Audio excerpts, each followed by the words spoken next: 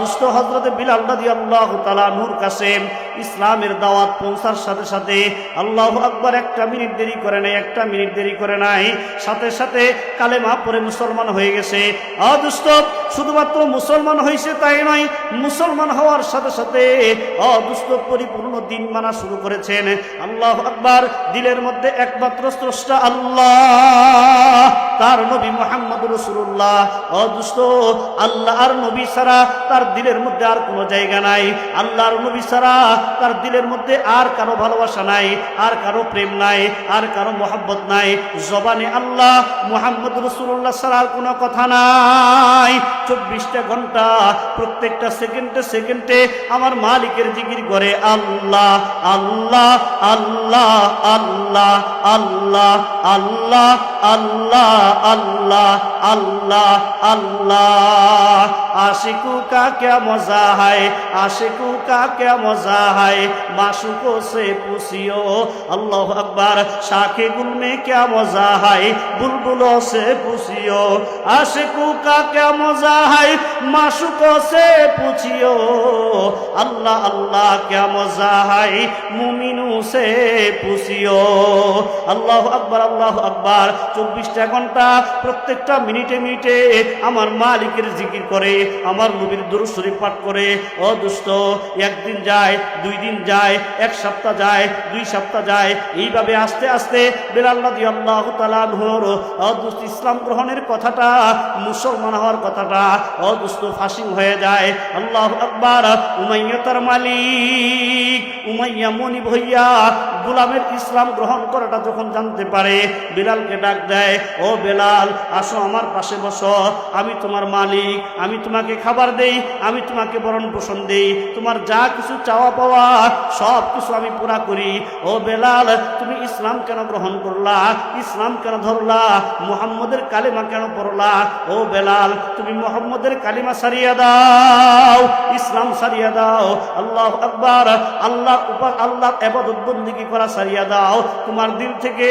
ও বেলাল আল্লাহ এবং মুহাম্মদের ভালোবাসা বের করিয়া দাও। ও দুষ্ট উমাইয়া বেলালকে ডাক দিয়াম এইভাবে, ও দুষ্ট সুন্দর ভাষায়, সাবলীল ভাষায় বেলালকে বুঝ দেয়, কিন্তু বেলাল বুঝ মারে না। ও দুষ্ট উমাইয়াকে ডাক দে বলে, ও আমার মনিব, আল্লাহু আকবার, যে ইসলাম আমি গ্রহণ করেছি, যেই নবীর কালেমা আমি পড়েছি, আমি একটা সেকেন্ডের জন্য আমার আল্লাহকে ছাড়তে পারবো না, একটা সেকেন্ডের জন্য আমার নবী মুহাম্মদকে ছাড়তে পারবো না। আমার সাফ সাফ কথা আমি আপনাকে শোনায় দিলাম, আমাকে মারেন অসুবিধা নাই, আমাকে কাটেন অসুবিধা নাই, যত রকমের নির্যাতন আমার উপর করতে পারেন, কিন্তু আমার সাফ সাফ পরিষ্কার কথা, জীবন চলে যেতে পারে, আমি আল্লাহ এবং মুহাম্মদুর রাসূলুল্লাহর রাস্তা ছাড়তে রাজি নাই। সুবহানাল্লাহ। ও দুষ্ট আল্লাহু আকবার। উমাইয়া যখন বিলাল রাদিয়াল্লাহু তাআলা আনহুকে ডাকিয়া ডাকিয়া বারবার যখন বুঝাইতেছিলেন, বেলাল কোনো বুঝ মানে না, বেলাল কোনো কথা মানে না। দুষ্ট বেলালের জবানে একমাত্র আল্লাহ ছাড়া আর কোনো নাম নাই, বেলালের দিলের মধ্যে আল্লাহ আর মুহাম্মদুর রাসূলুল্লাহর প্রেম ছাড়া, ভালোবাসা ছাড়া আর কিছু রাখে না। আল্লাহু আকবার আল্লাহু আকবার। উমাইয়া একদিন বুঝাই বেলাল মানে না, 2 দিন বুঝাই বেলাল মানে না, 3 দিন বুঝাই বেলাল মানে না। এইভাবে উমাইয়া আল্লাহু আকবার বেলালকে বারবার বুঝাইতে বুঝাইতে যখন নাকি বিলাল রাদিয়াল্লাহু তাআলা আনহু উমাইয়ার কথা মানে না, এখন কিন্তু উমাইয়া আর বেলালকে বুঝায় না। ও দুষ্ট আল্লাহু আকবার। উমাইয়া তখন বেলালের সাথে খারাপ আচরণ করা শুরু করিয়া দিছে, কর্কশ ভাষা বলা শুরু করিয়া দিছে, দুষ্ট মারধর করা শুরু করিয়া দিছে, অত্যাচার করা শুরু করিয়া দিছে, আস্তে আস্তে খাবার বন্ধ করা শুরু করিয়া দিছে, পানি দেওয়া শুরু করিয়া দিছে। দুষ্ট উমাইয়া তখন মনে বহিয়া গোলাম বেলালের সাথে দুষ্ট চোখ রাঙাইয়া কথা বলা শুরু করে দিছে, মাঝে মাঝে কিল ঘুষি দেওয়া শুরু করে দিছে। এরপরেও দুষ্ট বেলাল আল্লাহর আল্লাহ আল্লাহ এবং আল্লাহ রসুলকে ছাড়ে না। দুষ্ট একটা পর্যায়ে যাইয়া উমাইয়া তখন দুষ্ট তদানীন্তন সময়ের সম্ভ্রান্ত ব্যক্তিগুলোকে ডাকে, নেতাগুলোকে ডাকে, দুষ্ট মাতাব্বরগুলোকে ডাকিয়া করিয়া আল্লাহু আকবার আবু জেহেলের মতো মাতাব্বর ডাক দেয়, আবু সুফিয়ানের মতো মাতাব্বর ডাক দেয়, দুষ্ট বড় বড় কাফেরদের সর্দারদেরকে ডাকিয়া উমাইয়া বেলালের ব্যাপারে বিচার দায়ের করে। ও আমার কাফের সম্প্রদায়ের নেতারা, আমার ঘরে একটা গোলাম আছে, এই বেলাল গোলাম আল্লাহর ধর্ম গ্রহণ করেছে, আল্লাহর কালেমা গ্রহণ করেছে, মুহাম্মদের কালেমা গ্রহণ করেছে। এই বেলালকে আমি হাজারো বুঝাইয়াও চেষ্টা করিয়াও বেলালকে ওই ধর্ম থেকে ফিরাইতে পারি নাই। আজকে আপনাদের কাছে বিচার দিলাম, কি বিচার করবেন করেন। অদুষ্ট নেতারা বসিয়া আল্লাহু আকবার কাফেরদের সর্দাররা বসিয়া বেলালকে বুঝাই, বেলাল বুঝ মানে না। অদুষ্ট ইতিমধ্যে বেলাল বুঝ না মানার কারণে কাফের তখন অদুষ্ট বেলালের উপর অত্যাচার শুরু করে দিছে। কেমন অত্যাচার শুরু করছে জানেন দি? আহারে, হযরত বিলাল রাদিয়াল্লাহু তাআলা আনহুকে অদুষ্ট ওই যে আরবের মরুভূমি, আল্লাহু আকবার মরুভূমির মধ্যে যারা মক্কা মদিনায় গেছেন তারা জানেন, যারা সৌদি আরবে ছিলেন তারা জানেন। আল্লাহু আকবার, সৌদি আরবের তাপমাত্রা অনেক বেশি, সৌদি আরবের গরম অনেক বেশি। অদুষ্ট যখন নাকি গরমের মৌসুম শুরু হয়, ওই যে মরুভূমির মধ্যে আল্লাহু আকবার তাকাইলে অদুষ্ট রৌদ্রের তাপে আল্লাহু আকবার মরুভূমির ওই বালুগুলোর থেকে ধোঁয়া বের হইতে থাকে, ধোঁয়া বের হইতে থাকে, বালুগুলো এত পরিমাণ গরম হয়ে যায়। অদুষ্ট উমাইয়া সকালবেলায় প্রচন্ড রৌদ্রের মধ্যে অদুষ্ট বিলাল রাদিয়াল্লাহু তাআলা আনহুকে নিয়া আল্লাহু আকবার ওই যে মরুভূমির মধ্যে উত্তপ্ত গরম বালুর মধ্যে বিলালকে চিৎ করিয়া শোয়াইয়া অদুষ্ট আল্লাহু আকবার বেলালের উপর বুকের উপর বিশাল বড় একটা পাথর দিয়া রাখে, যাতে করে বেলাল নড়াচড়া করতে না পারে, যাতে করে বেলাল উঠে দৌড় দিতে না পারে। অদুষ্ট বিশাল বড় পাথর বুকের উপর চাপা দিয়া চিৎ করিয়া অদুষ্ট বালুর মধ্যে শোয়ায় রাখে। আল্লাহু আকবার আল্লাহু আকবার রৌদ্রের গরমে, রৌদ্রের তাপে অদুষ্ট একদিক থেকে উপর থেকে রৌদ্রের তাপ, সূর্যের তাপ, নিচ থেকে বালুর তাপ, অদুষ্ট বালুর তাপে আল্লাহু আকবার বিলাল রাদিয়াল্লাহু তাআলা আনহুর পিঠটা পুড়িয়া ছাই হয়ে যায়, অদুষ্ট পিঠের চামড়া পুড়িয়া কালো হয়ে যায়। আর উপরে থেকে অদুষ্ট রৌদ্রের তাপে আল্লাহু আকবার বেলালের বুক পুড়িয়া যায়, বেলালের মুখ পুড়িয়া যায়, বেলালের পা পুড়িয়া যায়, বেলালের চামড়াগুলো কালো হয়ে যায় রৌদ্রের তাপে। অদুষ্ট ঘামতে ঘামতে হযরত বিলাল রাদিয়াল্লাহু তাআলা আনহুর চেহারাতে, শরীর থেকে অদুষ্ট ঝর্ণার মতো, ঝর্ণা ধারার মতো অদুষ্ট ঘামগুলো যখন বইতে থাকে, ইতিমধ্যে অদুষ্ট রৌদ্রের তাপের কারণে বিলাল রাদিয়াল্লাহু তাআলা আনহুর পানি তৃষ্ণার ভাব হয়। অদুষ্ট তৃষ্ণার কারণে হযরত বিলাল রাদিয়াল্লাহু তাআলা আনহুর জিহ্বা বের হয়ে যায়। আল্লাহু আকবার, পানি পানি করে চিল্লায়।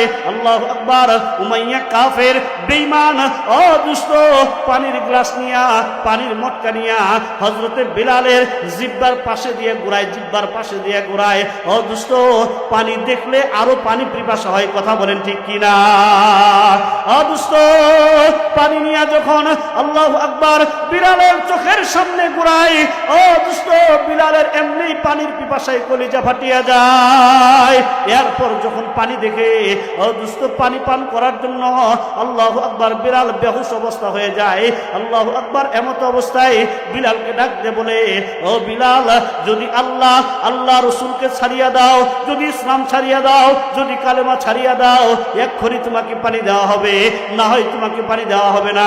অদুষ্ট পানি দেখার পর বিলালের যেমন নাকি পানি পান করার জন্য আগ্রহ ছিল, পানির তৃষ্ণা যতটা যন্ত্রণাদায়ক ছিল, যখনই বলা হয় ও বিলাল ইসলাম ছাড়িয়া দাও, আল্লাহ ছাড়িয়া দাও, নবী ছাড়িয়া দাও, এই কথাটা বলার সাথে সাথে আল্লাহু আকবার অদুষ্ট বিলালের দিলের মধ্যে আল্লাহর প্রেম, বিলালের দিলের মধ্যে নবীর প্রেম এতটাই ঝলক মারিয়ে উঠে, ইশকের কারণে অদুষ্ট বিলালের সমস্ত তৃষ্ণা দূর হয়ে যায়।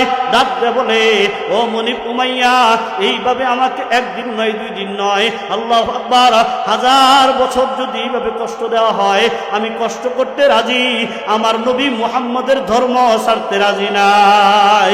मोहब्बत में जलन कैसे अगर मालूम तुझे होते, मोहब्बत में जलन कैसे अगर मालूम तुझे होते, किसी वक्त किसी दिन में मुझे छोड़कर नहीं जाते, किसी वक्त तो किसी दिन में मुझे छोड़कर नहीं जाते। दोस्तों ভালোবাসা কি জিনিস? কেউ যদি কাউকে ভালোবেসে থাকেন, আল্লাহু আকবার আল্লাহু আকবার, এই ভালোবাসার মানুষটার জন্য আল্লাহু আকবার দুনিয়ার সমস্ত সম্পদ ত্যাগ করতে রাজি আছি, কিন্তু ভালোবাসার মানুষকে ছাড়তে রাজি নাই। কথা বলেন ঠিক কিনা?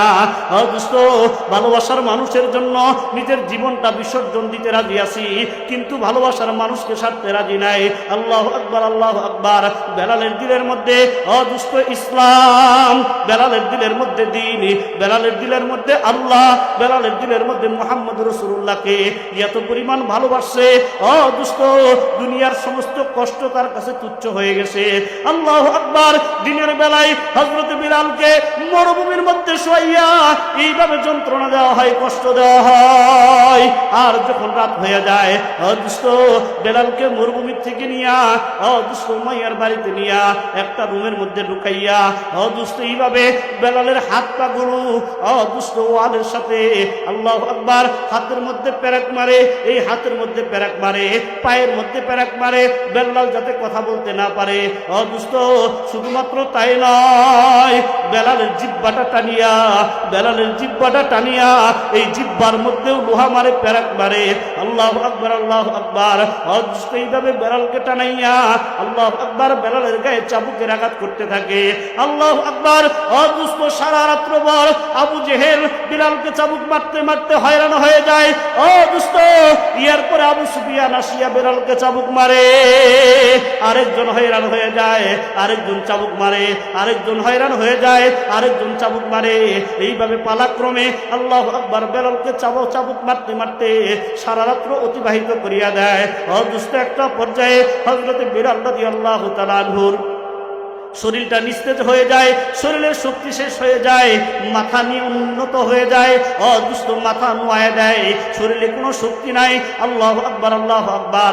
এমত অবস্থায় দুষ্ট বেলালের জিহ্বা যেহেতু পেরেক মারা, বেলাল জিহ্বা দিয়ে কথা বলতে পারে না, ঠোঁট দুইটা লড়াই, ঠোঁট দুইটা লড়াই। আবু জেহেল মনে করছে দুষ্ট বেলাল এই কথা বুঝাইতে চায়, আর নির্যাতন সহ্য করতে পারি না, আর কষ্ট সহ্য করতে পারি না, চাবুকের আঘাত সহ্য করতে পারি না।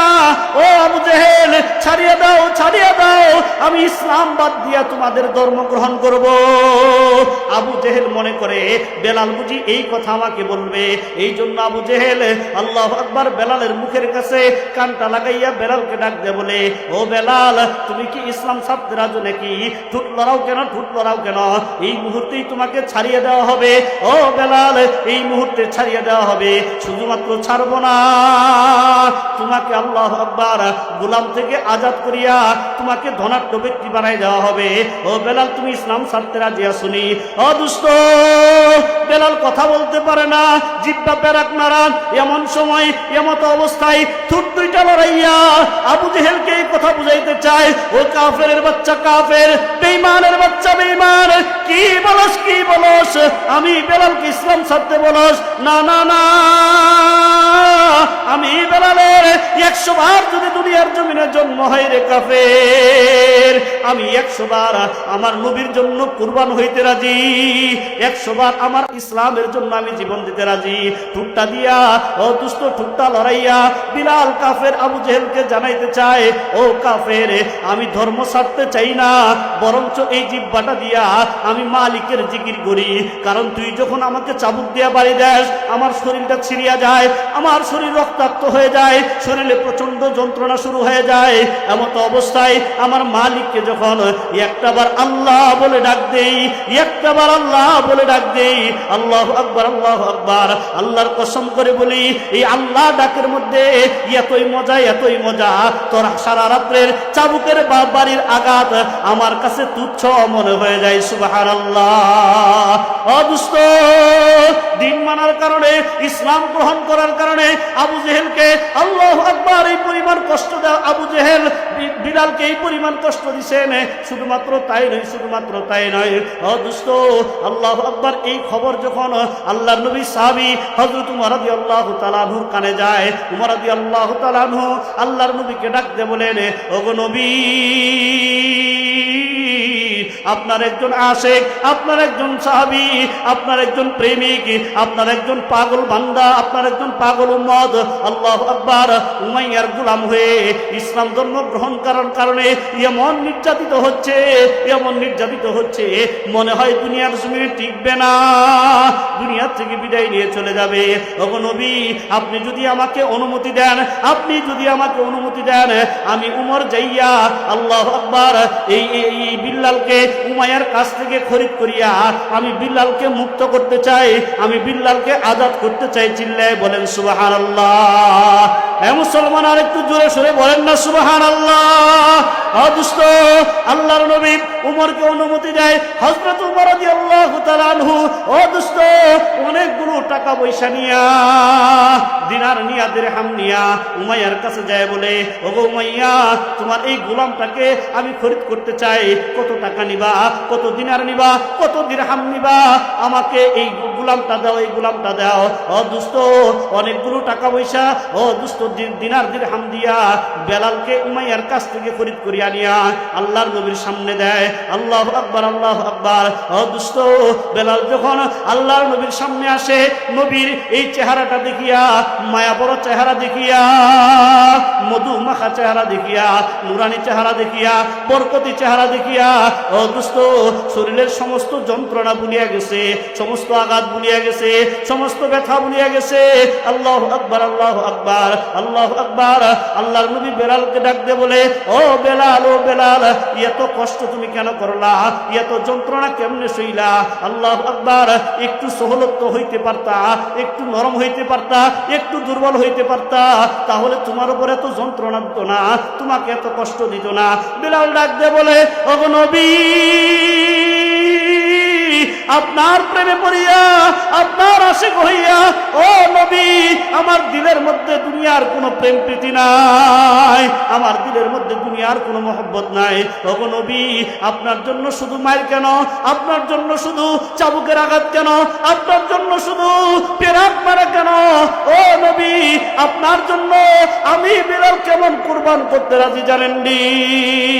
আল্লাহু আকবার, আল্লাহু আকবার। ওই যে মরুভূমির মধ্যে আমাকে শুয়াইয়া আমার গলায় যদি ছুরি দিয়া আমাকে জবাই করে দিত, এমন অবস্থাতেও আমি বলতাম আমি আমার আল্লাহ, আমার নবীকে ভালোবাসি। আল্লাহু আকবার। মৃত্যুবরণ করতে রাজি আছি, জবাই হইতে রাজি আছি, আল্লাহ এবং আল্লাহর রাসূলকে ছাড়তে রাজি নাই। আল্লাহু আকবার, আল্লাহু আকবার। ও দোস্ত, আল্লাহু আকবার। এই যে দিন মানার কারণে একজন গোলাম কালা হাফসি গোলাম, ও দুষ্ট গোলাম থেকে মুক্ত হইয়া আল্লাহু আকবার আজাদ হয়ে যায়। শুধুমাত্র আজাদ হয়েছে তাই নয়, দিন মানার কারণে আল্লাহু আকবার আল্লাহ তাআলা বেলালকে কেমন শ্রেষ্ঠত্ব দান করছে জানেননি? ও দুষ্ট, আল্লাহু আকবার, এই বেলালকে আল্লাহু আকবার দিন মানার কারণে এতটাই শ্রেষ্ঠত্ব দান করেছেন, মসজিদে নববীর মুয়াজ্জিন বানায় দিয়েছেন। সুবহানাল্লাহ। ও দুষ্ট, একটা দিন ফজরের নামাজের সময় হযরতে বেলাল মসজিদে আজান দেয় নাই। আল্লাহু আকবার। হযরতে বেলাল মসজিদে আজান দেয় নাই। ও দুষ্ট, বেলালের আজান না হওয়ার কারণে, ও দুষ্ট, সূর্য আর উঠে না, সূর্য আর উঠে না, ফজরের ওয়াক্ত হয় না, সূর্য উঠে না, সূর্য উঠে না। আল্লাহু আকবার, আল্লাহু আকবার। সময় পার হয়ে যায় কিন্তু সূর্য উঠে না, সময় পার হয়ে যায় সূর্য উঠে না। ইতিমধ্যে আল্লাহ তাআলা জিবরাইল আমিনকে পাঠাইয়া দিয়েছেন। জিবরাইল আসিয়া আল্লাহর নবীকে ডাক দিয়ে বলেন, ওগো নবী, আপনার মসজিদে নববীতে আজান হয় না কেন? আপনার মসজিদে নববীতে আজান হয় না কেন? আল্লাহু আকবার, আল্লাহু আকবার। আল্লাহর নবী ডাক দিয়ে বলে, না না না, আজান তো হয়ে গেছে, আমরা ফজরের নামাজ পড়ে ফেলেছি। ও আল্লাহু আকবার। এমন সময় জিবরাইল ডাক দিয়ে বলে, কে আজান দিছে, কে আজান দিছে? আমরা তো আজান শুনতে পাই নাই। ও নবী, আপনি জানেননি? আল্লাহু আকবার। মসজিদে নববীতে বেলাল যখন ফজরের আজান দেয়, বেলালের আজানে আমরা আসমানে মালিকের কাছে সিজদায় নত হয়ে যায়, আমরা আসমানে আল্লাহু আকবার ফজরের জামাত আদায় করে চিল্লায় বলেন সুবহানাল্লাহ। আজকে মসজিদে নববীতে কে আজান দিল? আরশে আসে নাই। মসজিদে নববীতে কে আজান দিল? আসমানে তার আওয়াজ পৌঁছে নাই। আল্লাহু আকবার। বেলাল, ও দুষ্ট, মসজিদে নববীতে দাঁড়াইয়া আল্লাহু আকবার বলে আজান দেয়, আর বেলালের আযানটা ও দোস্ত দুনিয়ার জমিনে সীমাবদ্ধ থাকে না। আমার আল্লাহ রব্বুল আলামিন বেলালের ইজ্জত এতটাই বাড়িয়ে দিয়েছেন, বেলালের আযানের আওয়াজটা প্রথম আসমান দ্বিতীয় আসমান ভেদ করিয়া সপ্তম আসমান পর্যন্ত চলিয়া যায়। সুবহানাল্লাহ। এই দিনের কারণে ও দোস্ত বেলালকে আল্লাহ তাআলা শ্রেষ্ঠত্ব দান করেছেন। শুধুমাত্র তাই নয়, শুধুমাত্র তাই নয় ও দোস্ত আল্লাহর নবী যখন মক্কা থেকে হিজরত করে মদিনায় চলে গেছেন, ও দোস্ত মদিনায় গেছেন, ও দোস্ত যুদ্ধ করছেন, মদিনায় গেছেন, দিন কায়েম করছেন। ইসলাম যখন কায়েম হয়ে গেছে, চতুর্দিকে শুধু ইসলামের এলান, চতুর্দিকে শুধু ইসলামের বাজনা, চতুর্দিকে শুধু ইসলামের শাসন যখন শুরু হয়ে গেছে, এমন সময় ও দোস্ত মদিনার বাদশা হলেন, মদিনার প্রেসিডেন্ট হলেন, মদিনার প্রধানমন্ত্রী হলেন মুহাম্মাদুর রাসূলুল্লাহ। ও দোস্ত ওই সংসদের অর্থমন্ত্রীর দায়িত্ব দিলেন আল্লাহর নবী হযরতে বিলালকে। চিল্লে বলেন সুবহানাল্লাহ। ছিল একটা চাকর, ছিল একটা গোলাম, ছিল একটা ও দোস্ত সমাজের মধ্যে নিম্ন শ্রেণীর মানুষ, যার কোনো মূল্য ছিল না, যার কোনো দাম ছিল না, যার কোনো শ্রেষ্ঠত্ব ছিল না।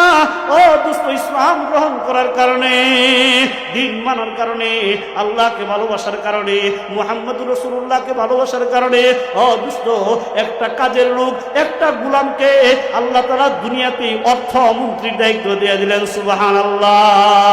শুধুমাত্র তাই নয়, শুধুমাত্র তাই নয় ও দোস্ত আল্লাহু আকবার, এটা তো বিলালকে দুনিয়াতে এমন শ্রেষ্ঠত্ব দান করলেন, ও দোস্ত আখিরাতে বেলালকে কি পরিমাণ শ্রেষ্ঠত্ব দান করবে জানেননি? আল্লাহু আকবার। কিয়ামতের ময়দান যখন কায়েম হয়ে যাবে, ও দোস্ত সর্বপ্রথম আল্লাহু আকবার হাসরের ময়দান যখন কায়েম হয়ে যাবে, সর্বপ্রথম ও দোস্ত হাসরের ময়দানে মুহাম্মদুর রাসূলুল্লাহ দণ্ডায়মান হবে। ও দোস্ত প্রত্যেক কবরবাসী কবর থেকে হাসরের ময়দানে স্ব অবস্থায় দাঁড়াবে। সর্বপ্রথম আল্লাহর নবী যখন হাসরের ময়দানে দাঁড়াবে, ও দোস্ত আল্লাহর নবী দুইজন সাহাবীর ঘাড়ের উপর ভর করিয়া, কাঁধের উপর ভর করিয়া হাসরের ময়দানে দাঁড়াবে। একজন হলো ডান পাশে হলো আবু বকর সিদ্দিক রাদিয়াল্লাহু তাআলা আনহু, বাম পাশে হলো হযরত উমর রাদিয়াল্লাহু তাআলা আনহু।